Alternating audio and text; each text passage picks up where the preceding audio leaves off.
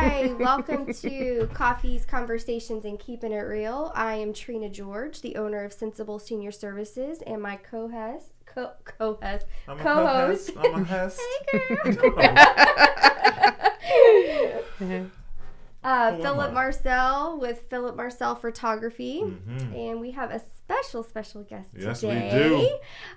We have Mary Mack, all dressed in black, So with buttons. MCA Medical Consulting and more. Thank you for being here, Yeah, Mary. thank you for having me. Thank you, Mary. Good to see you guys again. Yes, fantastic. It's a pleasure. Thank you for coming. Yes. We really, truly appreciate that.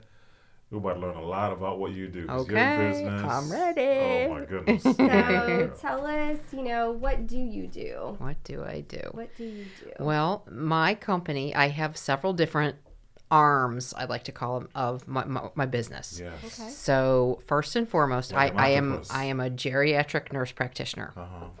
And so I do Medicare home visits for elderly people. They don't necessarily have to be elderly. They can be any adult age, but my clientele are usually 55 and over. Okay. So I do Medicare home visits. Yeah. And these are people who often either temporarily or from here forward can no longer get out of the house to get to see their primary care providers. And they need some medical care, and I go to the home and do that. Okay. I bill Medicare. I can bill other insurance companies, and so that's one leg of one arm of my business, arm or leg, whichever. Yes. And then Tentacle. I was thinking the octopus. She's got her I arms. do. I feel like one right now for sure. And then I have a base of private pay clients for whom I am more of like a concierge type of provider. Okay. So they pay me privately, and I sometimes bill insurance when I can, but I act more of kind of like a case manager. Right. I help them manage their appointments, manage their doctors, help get information from one physician to another, etc. Help them with their medication boxes. So more of an overall care manager. And also I'm available in a way where if they are texting me at 6:30 in the morning, I wake up and answer them. I had clients recently who got into a car accident at 7:30 p.m. I was on my way home. I got a text. I went and met them at the emergency room. Oh, wow. So that's that arm/leg of the business. That's like a personal health manager Kind for real. of, yeah. At your beck and call for some. And then there's another arm of the business where I work for chiropractors. And sometimes when people get in motor vehicle accidents, they start to get chiropractic care. And their auto insurance, PIP, covers that. And so at some point, it's coming to a point where the auto insurance is looking at, well, maybe you've had enough chiropractic care now. And they request what's called an emergency medical condition or an EMC evaluation.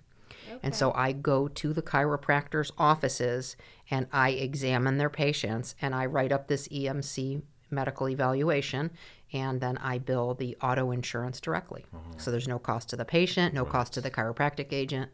So I kind of have my hands in a lot of different pots right now. Have a very unique business, very different than anything I've ever heard of. Yeah, it's really filling a niche. It's filling a gap, and that's the whole reason that why I got into this, why I went out on my own, which was very, very scary. Yeah. How did that transition go? Like, where did you transition from? Yeah.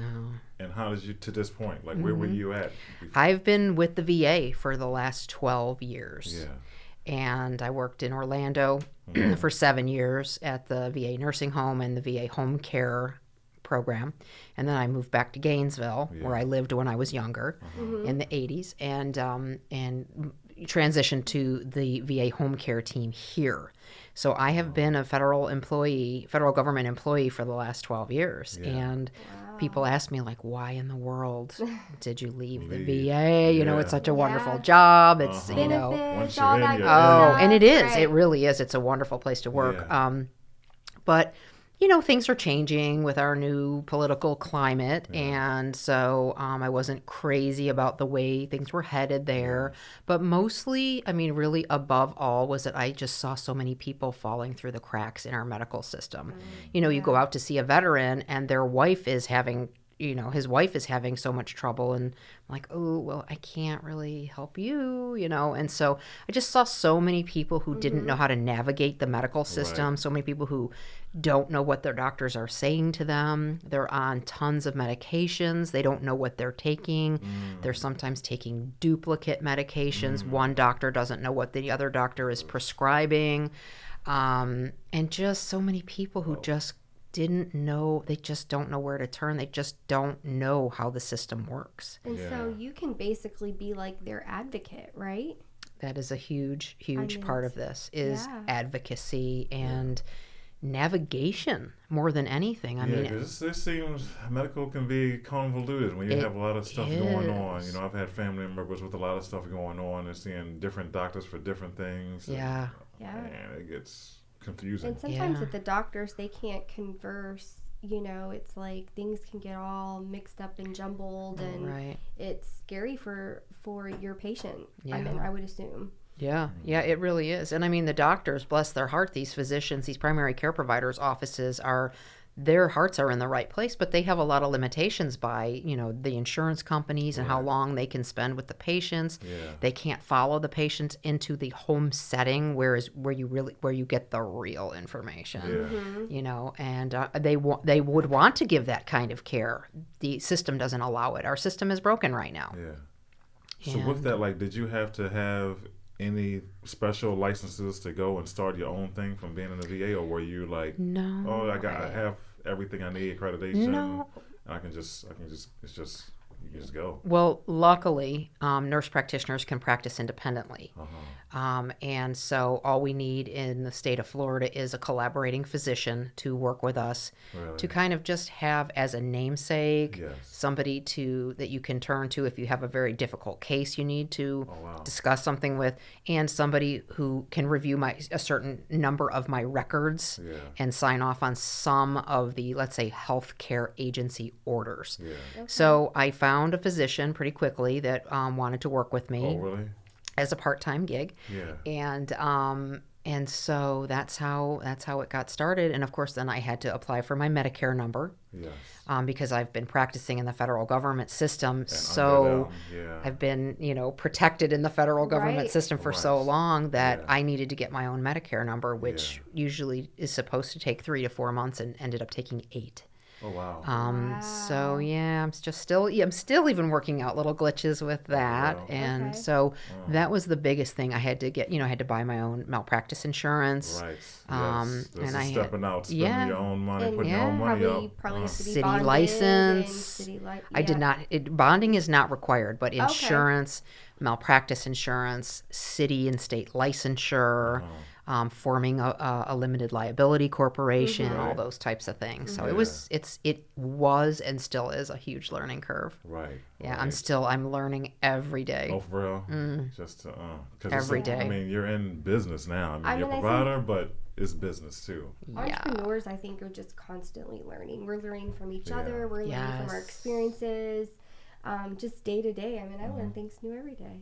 You have to adapt. You do. I mean, especially when you're first starting out and doing your own thing, it's like if I would have, I always say hindsight is 20/20. If I would have known then what I know now, I would have prepared I did a lot of homework. I really got a lot of my T's crossed and my I's dotted. But looking back now, there's so much more that I could have done before I actually took the leap.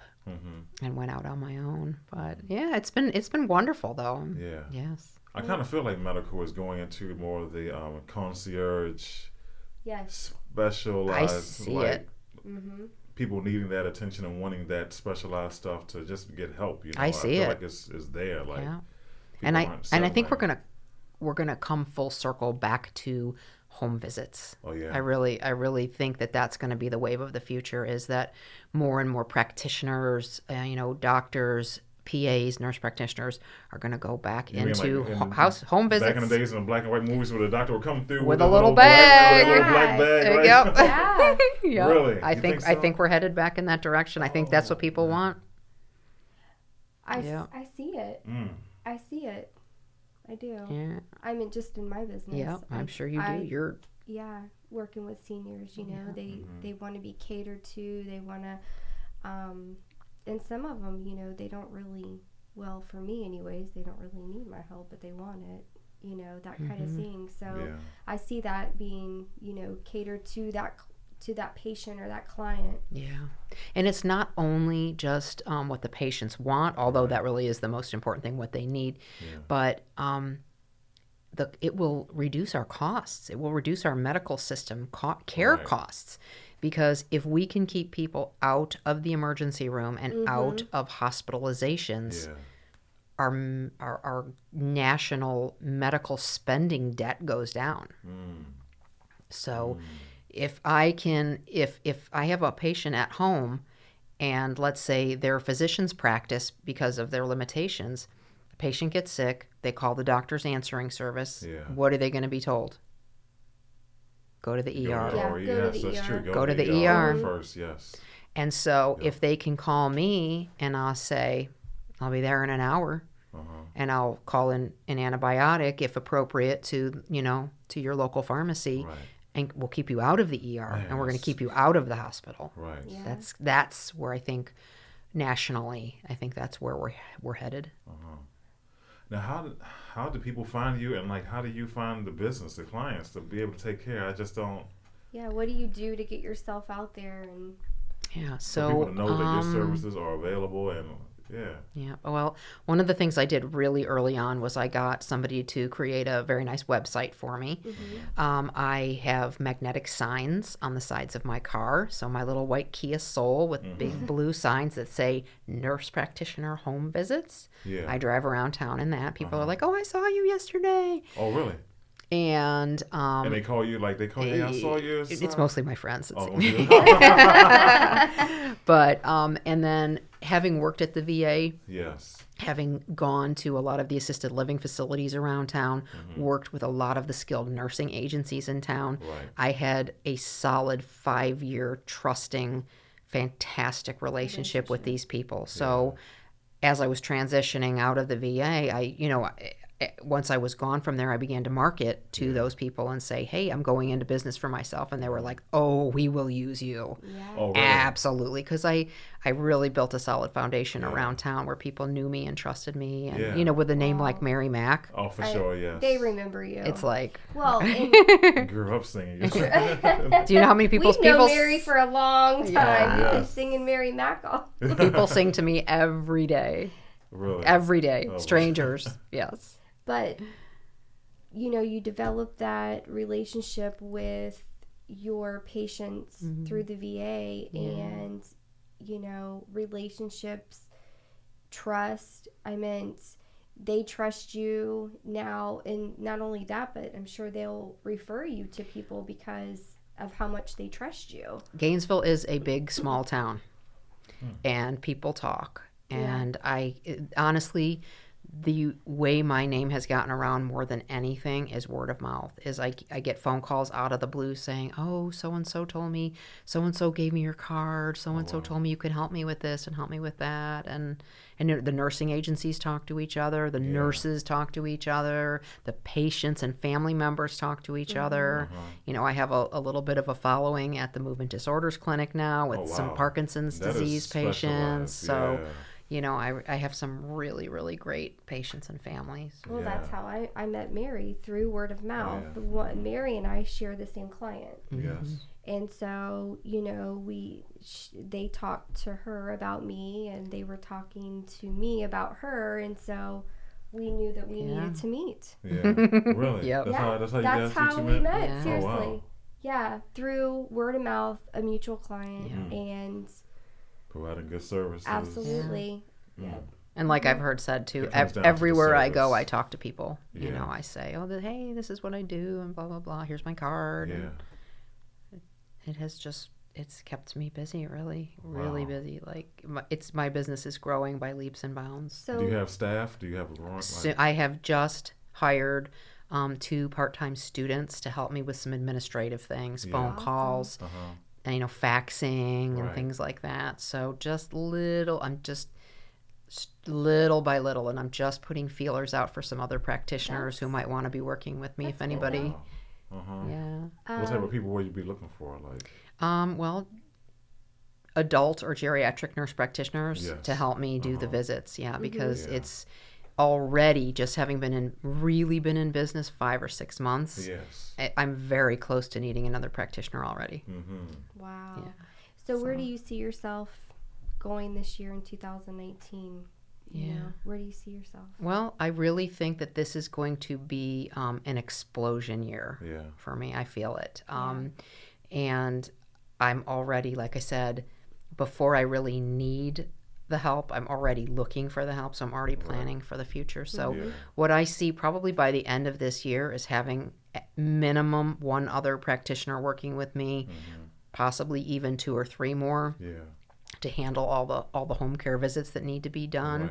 So expanding in that way, and possibly moving into a full-time assistant type of person to either come on visits with me or do administrative duties, things like that. How big of an area do you cover right now as far as where your clients are? North Central Florida. North Central. That's so big. I drive. You drive a lot. I do. Wow. And they find you, and you, oh, goodness gracious. Yeah, and like I've heard said before, like, when you're new in your own business, when someone asks, can you do blank, blah, blah, you just say, yes, I can. Yes, you can. Yes. Absolutely. You've heard that before? Yes. You've heard that? Yes. Yes, I can. If I can't do it, I'll find a way. Right? Yep.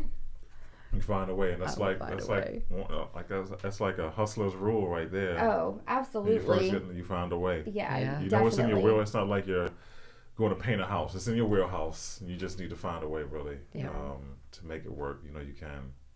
Whether that's adding, help to your team, or a new team member, or an assistant, like you said, like whatever you got to do to make it work. Yeah, you said you do your homework, and you got to be a good student to be what you do. Yes. Well, a really good student. Yeah, I wish I had done just a tiny bit more homework. But I think we can all say that, though. Yeah. I think we all prepare ourselves, but then once you really actually get into your business, you're like, man, I wish I would have done that, or I wish I would have paid attention to that, and. I think it's just natural. We do what we think that we need to get started. Yeah, because you can't just you can't cover everything. Yeah, you can't keep analyzing your situation. Like about to jump in the pool, you just got to make the splash. Honestly, I found I was at a little boutique sale right before I was getting ready to do this. Yeah. And I found this beautiful sign that somebody handmade. It was out of slats of wood and paint, and it said, "She took the leap and built her wings on the way down." Oh, gosh. Oh, and that is the epitome of what I have done. Yes. I love that. I love that. That's cool. So. And hopefully you can strap those wings on so you won't crash. I know. Please, Lord, help me keep flying. Yeah, I feel you. Oh my goodness. Yes, I loved that. Now, how well? So, are you guys like? Do you kind of tandem? Are your businesses like growing with each other? Because I know you guys work together. Yeah, absolutely. Yeah, Mary and I, we will talk often. Yeah. And help each other out. And if I think I have a client that is a good fit, for her or her me, we constantly stay in contact. Oh yeah. Yeah. I think it's going to be even more so this year. I think our 2 businesses are really going to be able to grow well together, kind of side by side. Right. We're headed down the same path.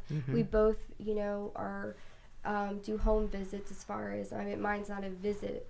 I call them visits, but I would think so. Yeah.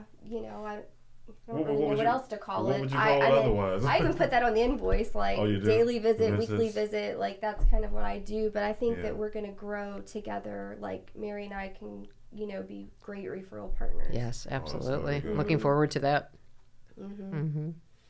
Wow, that's cool. And how long ago did y'all meet? Officially, yeah. Well, officially, like a few. I mean, face to face, just a few weeks ago. A few weeks ago, but we have been in contact. Like we've talked on the phone, we've texted back and forth. We became Facebook friends like a year ago. Because that's what you do. You got to do it. If you don't have a Facebook friendship, it's not official. I know. We became Facebook friends a while back, so we're totally okay. Official. Well, then we have to become official. That's right. We gotta be official. I don't know you. I don't know who you are. Oh, you gotta send me a request. Okay. As soon as it hits, boom, we're good. Done. But yeah, I think Mary and I we've known each other for a while, even though we haven't like we just met face to face. But I think that's a lot of people do that. Facebook friend request you, and cool. You get to meet them, and of course, her and I've talked and texted over the phone, and of course, my client keeps me up to date on what she's doing, and vice versa. She's the best. So that's cool. And I kind of do. I think where your business and my business can work together is I'm more medical, and you're more. I'm more on the other side of it. Like, I'm like the extra set of hands, everyday kind of stuff where. Things that I can't do, I can refer to Mary. Yeah. So. That's cool. That's cool. Good stuff. Well, Mary, I want to thank you for coming and sharing your story with us. Really appreciate it. Thank you for having me. Keeping Looking forward to seeing you guys more this year. Absolutely. Part of the 2019 goal. Yeah. That's right. That's right. We salute you for taking this big jump. Yeah. You're going to go for it. You got to drive. So, yeah, you're providing a good service. Thank you. Well, thank you. It's been Coffee's Conversations and Keeping It Real. Keeping it real, y'all. Peace.